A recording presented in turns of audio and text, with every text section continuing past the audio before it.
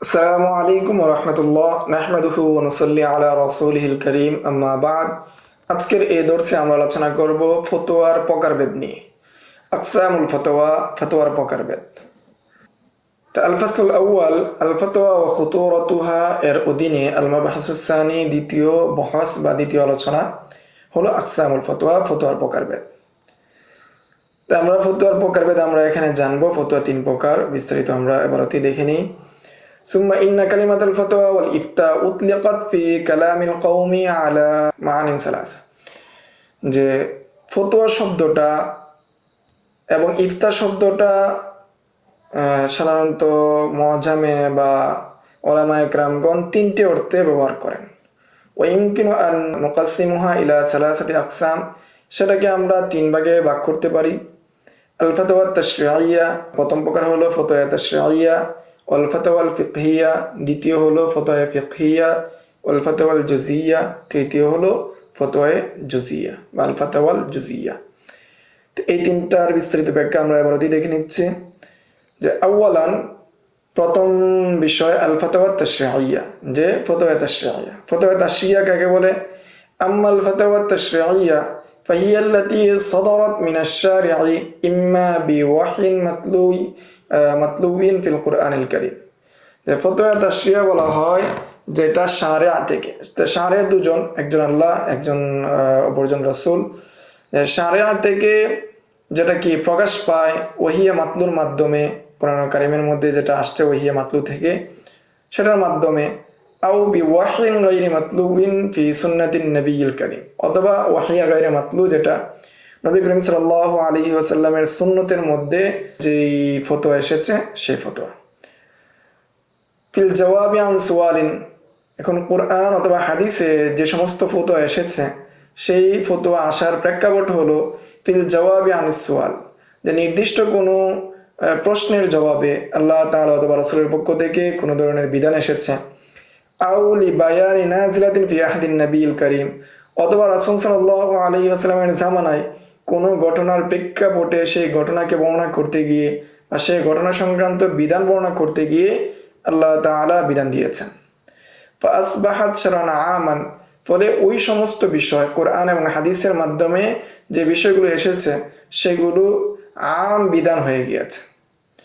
নির্দিষ্ট প্রেক্ষাপটে নাজিল হলো, অধিকাংশ বিষয়গুলো আম হয়ে গিয়েছে। ওয়াদালিকা মিসলু কওলিহি তাআলা আল মাযকুর ফিমা সাবাকা, যেমনটা আমরা পূর্বে বহু উদাহরণ দিয়েছে, তারপরে এখানে কিছু উদাহরণ দেওয়া হচ্ছে। যেমন আল্লাহ তাআলা ফতোয়াকে সরাসরি ব্যবহার করার মাধ্যমে আল্লাহ তাআলা ওয়াহিয়া মাতলুর মধ্যে বর্ণনা করছেন। ইয়াস্তাফতুনাকা ফিন নিসা কুলিল্লাহু ইফতিকুম ফিহিন্না, যে হে নবী, তারা আপনার নিকট জানতে চায় মহিলাদের সম্পর্কে, এতিম নাবালিকাদের সম্পর্কে তারা জানতে চায়। আপনি বলে দেন যে আল্লাহ তাআলা তাদের সম্পর্কে ফতোয়া দিয়েছেন ইনসাফ করতে এবং তাদের মোহর ঠিকমতো আদায় করতে। তো সেই বিষয়গুলো আপনারা এখানে আমি অতিরিক্ত যে কথাগুলো বলেছি আয়াতের আকিস দেখলে আশা করি পরিপূর্ণ বুঝে যাবেন ইনশাআল্লাহ। এখানে আমাদের মূল উদ্দেশ্য হলো, যেখানে ফতোয়া তাশরি'ইয়া দ্বারা উদ্দেশ্য হলো আল্লাহ এবং রাসূল সাল্লাল্লাহু আলাইহি ওয়াসাল্লাম আমভাবে বা খাসভাবে যে সমস্ত বিধিবিধান দিয়ে গিয়েছেন উম্মতে মুহাম্মদের জন্য সেগুলো। ওয়াকাউলুহু তাআলা, এবং আল্লাহ তাআলার বাণী, ইয়াস্তাফতুনাকা কুলিল্লাহু ইফতিকুম ফিল কালালা, যে তারা আপনার নিকট ফতোয়া জানতে চায়, আপনি বলে দিন আল্লাহ তাআলা কালালা সম্পর্কে ফতোয়া দিচ্ছেন। সূরা নিসা আয়াত নাম্বার 176। ওয়াকাউলুহু তাআলা, এমনিভাবে আল্লাহ তাআলা এই ফতোয়া বা বিধিবিধান সম্পর্কে আরো কয়েকটি আয়াত এখানে উল্লেখ করছেন মুসান্নিফ হাফিজাহুল্লাহ, যে আল্লাহ তাআলা আয়াত নিয়ে আসছেন সূরা বাকারা 189 নম্বর আয়াত, ইয়াসআলুনাকা আনিল আহিল্লা কুল হিয়া মাওয়াকিতু লিন-নাসি ওয়াল হজ, যে হে নবী, তারা আপনাকে চাঁদ সম্পর্কে জিজ্ঞাসা করে, আপনি বলে দেন সেটা মানুষের সময় নির্ধারণ এবং হজের সময় নির্ধারণের জন্য আল্লাহ তাআলা দিয়েছেন। অনুরূপভাবে সূরা বাকারার আরেকটি আয়াত, ইয়াসআলুনাকা আনিশ শাহরিল হারাম কিতালিন ফি, যে তারা আপনাকে জিজ্ঞাসা করে শাহরে হারাম বা সম্মানিত যে মাস রয়েছে সেই মাসে যুদ্ধ করা সম্পর্কে। কুল কিতালুন ফি কাবীর, যে আপনি বলে দেন যে ওই মাসে যুদ্ধ করাটা কবিরা গুনাহ। এইভাবে মানুষ বিভিন্ন প্রেক্ষাপটে আল্লাহ তাআলার কাছে জানতে চেয়েছে, রাসূলের কাছে জানতে চেয়েছে, আল্লাহ তাআলা উত্তর দিয়েছেন, রাসূল উত্তর দিয়েছেন। অপর এক আয়াত সূরা বাকারার 219 নম্বর আয়াত, কওলুহু তাআলা ইয়াসআলুনাকা আনিল খামরি ওয়াল মাইসির, যে হে নবী, তারা আপনাকে জিজ্ঞাসা করে মদ এবং জুয়া সম্পর্কে। কুল ফীহিমা ইসমুন কাবীরুন ওয়া মানাফিউ লিন-নাস, যে আপনি বলে দেন সেটা অনেক বড় গুনাহ, কিন্তু এর মধ্যে মানুষের জন্য সামান্য বাহ্যিকভাবে কিছু উপকারও রয়েছে। ওয়া ইসমুহুমা আকবার, কিন্তু এর গুনাহটা অনেক বড়। মিন নাফাহিমা, যেই নফা রয়েছে, উপকার রয়েছে, সেই নফা থেকে তার গুনাহটা বড়।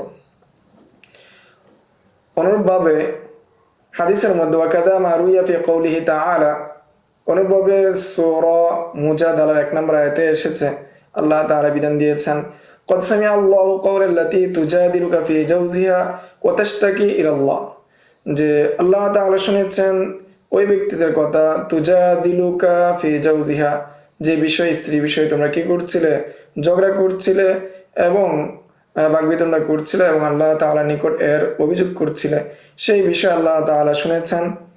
এর প্রেক্ষিতে আল্লাহ তাআলা সূরা মুজাদালা 1 নম্বর আয়াত নাযিল করেছেন, আন্নাহু নাযালা ফি খুওয়াইলাতা বিনতে সালাবা হিনামা যাহারা আনহা যাওজুহা আওস ইবনে সামিত, যে যখন তার স্বামী আওস ইবনে সামিত তার সাথে জিহার করেছিল, অর্থাৎ খুওয়াইলা বিনতে সালাবার সাথে যখন তার স্বামী আওস ইবনে সামিত জিহার করেছিল, এর প্রেক্ষাপটে আল্লাহ তাআলা এই আয়াত নাযিল করেছেন। ও মিসালুল ফাতওয়া তাশরিইয়া আস-সাদিরা মিনার রাসূলিল কারীম, যে ফতোয়া শব্দটা বা ফতোয়া তাশরিইয়া রাসূল সাল্লাল্লাহু আলাইহি ওয়াসাল্লাম থেকে প্রকাশ পেয়েছে, এর উদাহরণ হলো মা রাওয়াহুল বুখারী ওয়া গায়রুহু, যেটা ইমাম বুখারী সহ অন্যান্য হাদিসের মুসান্নিফগণ তাখরিজ করেছেন।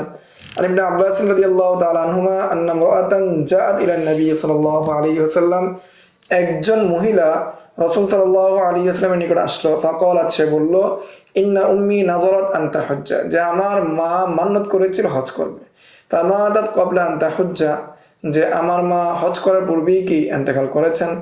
আপা আহুজ্জু আনহা, আমি কি তার পক্ষ থেকে হজ করব। ক্বালা, এর প্রেক্ষিতে রাসূল সাল্লাল্লাহু আলাইহি ওয়াসাল্লাম বলেন, নাআম হুজ্জি আনহা, তুমি তোমার মায়ের পক্ষ থেকে হজ আদায় করে নাও। এখানে রাসূল সাল্লাল্লাহু আলাইহি ওয়াসাল্লাম ওয়াহিয়া গায়রা মাতলুর মাধ্যমে, হাদিসের মাধ্যমে ফতোয়া তাশরিয়া দিয়েছেন বা ফতোয়া তাশরিয়ার উদাহরণ। وهذا النوع من الفتوى قد انطبق بانقطاع الوحي على خاتم النبيين, যে এই ধরনের ফতোয়া অর্থাৎ ফতোয়া তাশরিয়া যেটা রয়েছে সেটা বন্ধ হয়ে গিয়েছে, শেষ হয়ে গিয়েছে খাতামুন নবিয়্যিনের মাধ্যমে, নবী করিম সাল্লাল্লাহু আলাইহি ওয়াসাল্লামের মাধ্যমে এই ফতোয়াও শেষ হয়ে গিয়েছে, তার ওফাতের মাধ্যমে এই ফতোয়া বন্ধ হয়ে গিয়েছে, ওয়াহিয়া বন্ধ হয়ে গিয়েছে, ওয়াহিয়া মাতলু বন্ধ, ওয়াহিয়া গায়রা মাতলু বন্ধ। সানিয়ান, দ্বিতীয় প্রকার ফতোয়া হলো আল ফাতাওয়াল ফিকহিয়া। ফতোয়া ফিকহিয়া কাকে বলে? ওয়াল মুরাদু বিল ফাতাওয়াল ফিকহিয়া, ফতোয়া ফিকহিয়া দ্বারা উদ্দেশ্য হলো মা ইয়াবুহু বিহা ফাকিহুন মিনাল ফুকাহা, যেটা ফকিহগণ দিয়ে থাকেন, ফকিহগণ ফতোয়া দিয়ে থাকেন, সেটাকে বলা হয় আল ফাতাওয়াল ফিকহিয়া। লাকা জওয়াবি আন সুয়ালিন ফি হাদিসাতিন মাখসুসা, নির্দিষ্ট কোনো ঘটনার প্রশ্নের জবাবে না, বরং স্বাভাবিকভাবে একজন ফকিহ কোনো একটা ফতোয়া যদি দেন, কোনো বিষয়ে মাসালা নিয়ে আলোচনা করেন, সেটাকে ফতোয়া ফিকহিয়া বলা হয়। পূর্বের যে ফতোয়া তাশরিইয়া রয়েছে সেটা আল্লাহ এবং তার রাসূলের পক্ষ থেকে যে ফতোয়া আসে, যে বিধিবিধান এসেছে, সেটাকে বলে ফতোয়া তাশরিইয়া। অনুরূপভাবে যদি ফকিহ কোনো বিষয় ইস্তেনবাত করে, ইজতিহাদ করে বের করে কোনো প্রশ্নের জবাব ব্যতীত, নির্দিষ্ট কোনো প্রশ্নের জবাব ব্যতীত যদি কোনো মাসালা বের করেন, সেটাকে বলা হয় আল ফাতাওয়াল ফিকহিয়া। ওয়া ইন্নামা ইনদা তাফরিহি লিল ফুরু, সেটা বের হয় কোনো ফুরুই মাসালা বের হওয়ার প্রেক্ষাপটে। আও ফি জওয়াবি সুয়ালিন আমিন মিন গায়রি আলাকাতিহি বিজুজিয়াতিন মুআয়্যানা, আর সেটা দেওয়া হয় ফি জওয়াবি সুয়ালিন আমিন, আম কোনো প্রশ্নের জবাবে ফতোয়া ফিকহিয়াটা আসে, এটা কোনো জুজআই, কোনো নির্দিষ্ট ব্যক্তি বা নির্দিষ্ট কোনো ঘটনার প্রেক্ষাপটে উত্তরটা না হয়ে আমভাবে আম কোনো প্রশ্নের জবাবে দেওয়া হয়। ওয়াহাদা শানুল ফাকিহ আল্লাযী ইউদাউবিনু মাসাইল আল ফিকহি, আর এটাই ফকিহদের শান, যে ফকিহগণ কি করেছেন, ফিকহি যে মাসাইলগুলো রয়েছে সেগুলো তারা মুদাউবিন করেছেন, সংকলন করেছেন। ফায়াতাসাওয়ারু জুজিয়াতি লাম ইউসাল আনহা, জুজিয়াতিন লাম ইউসাল আনহা, যে তারা কল্পনা করেছেন যে মানুষের কি কি প্রশ্ন হতে পারে, কি কি মানুষের প্রয়োজন হতে পারে, সেগুলোকে তারা চিন্তা করেছেন।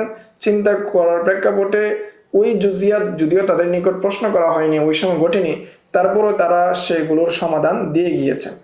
ওয়ালাকিন্নাহু ইয়াস্তানবিতু হুকমাহা বিল আদিল্লাতি শারঈয়া, কিন্তু তাদের এই ইজতিহাদটা ছিল শরঈ দলিল আদিল্লার মাধ্যমে, বাহ্যিকভাবে নিজেদের কোনো ব্যক্তিগত চিন্তা, ব্যক্তিগত কিয়াস থেকে নয়।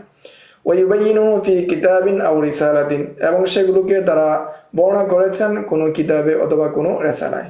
আও ফি জওয়াবি সুয়ালিন আমিন, অথবা আম কোনো প্রশ্নের জবাবে কি করেছেন, বর্ণনা করেছেন। আও সুয়ালিন নাশান ইফতিরাজিন, অথবা এমন কোনো সোয়াল যে সোয়ালটা তৈরি হয়েছে আবশ্যকীয়ভাবে, মানে একটা প্রশ্ন ধরে নেওয়া, ইফতিরাজ মানে ধরে নেওয়া যে হয়তো এরকম কোনো ব্যক্তি এরকম হতে পারে, এরকম প্রশ্ন করতে পারে, বা এরকম ঘটনা ঘটতে পারে, এরকম একটি প্রশ্ন নিয়ে ওই প্রশ্নের জবাব ফকিগণ দিয়েছেন। মিসলু আইয়ুস আলা, যেমনিভাবে ধরে নেওয়া হয় এমন একটি প্রশ্ন করা হলো যে মা হুয়াল হুকমু ফি মান ক্বালা লিমরাতিহি সাররাহতুকি, যে ওই ব্যক্তির হুকুম কি, যে ব্যক্তি তার স্ত্রীকে বলেছে সাররাহতুকি, যে কোনো ব্যক্তি তার স্ত্রীকে বললো আমি তোমাকে ছেড়ে দিলাম, সাররাহতুকি বলল, তাহলে ওই ব্যক্তির তালাকের হুকুম কি? দুনা আন ইউহালা সুআল ইলা ওয়াকিআতিন মুআয়্যানা, যে কোনো নির্দিষ্ট ব্যক্তির ক্ষেত্রে ঘটেছে কি ঘটে নাই সেই দিকে নিসবত করা ব্যতীতই এরূপ বলে ফেললো, তাহলে এর হুকুম কি হবে? তো এরূপ একটি ধরে নিয়ে এই প্রশ্নের জবাব দেওয়া, এটাকে বলা হয় আল ফাতাওয়াল ফিকহিয়া। অর্থাৎ কোনো ব্যক্তি প্রশ্ন করে না, নির্দিষ্ট কোনো ঘটনা নাই, স্বাভাবিকভাবেই সে নিজে নিজে একটা প্রশ্ন তৈরি করলো, ওটার উত্তর দিল। 3 নাম্বার সালিসান আল ফাতাওয়াল জুজিয়া, 3 নাম্বার ফতোয়া হলো ফাতাওয়াল জুজিয়া। আমরা পূর্বের দুটা যদি বুঝতে পারি বা 2 নাম্বারটা যদি বুঝি আল ফাতাওয়াল ফিকহিয়া, সেটার পরিপূর্ণ বিপরীত। এদের উদ্দেশ্য হলো ওয়াল মুরাদু বিহা আল জওয়াবু আনিস সুআলি ফি ওয়াকিআতিন মুআয়্যানা বিতানজিলিল ফিকহিল কুল্লিয়্যা আলাল মাওযিআল জুজিয়্যি, যে আমভাবে কোনো ফিকহি আলোচনা না করে নির্দিষ্ট কোনো বিষয়ের প্রশ্নের জবাব দেওয়াকে আল ফাতাওয়াল জুজিয়া বলা হয়, ফতোয়া জুজিয়া বলা হয়।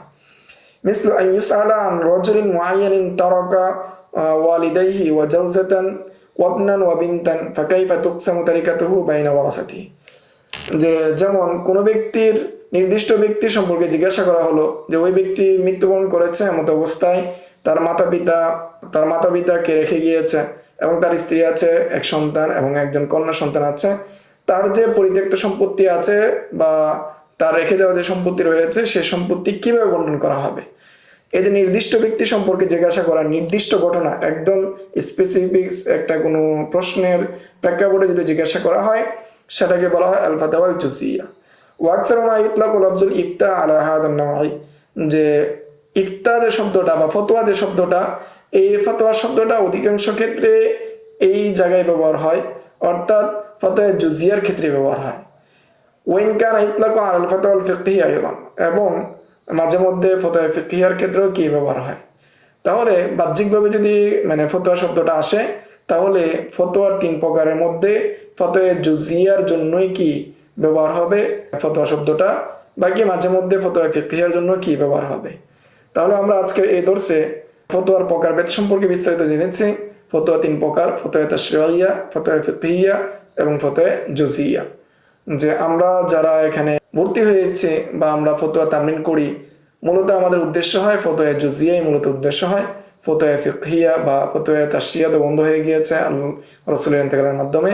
ফতোয়া ফিকহিয়া আমাদের উদ্দেশ্য না, বরং আমাদের এখানে মুজতাহিদ পাওয়া যায় না, মুজতাহিদের দরজা বন্ধ না, কিন্তু মুজতাহিদ পাওয়া যায় না, বাকি শুধু ফতোয়া জুজিয়া বা ফতোয়া নকল করা হয়, সেই হিসাবে ফতোয়া দেওয়া হয়।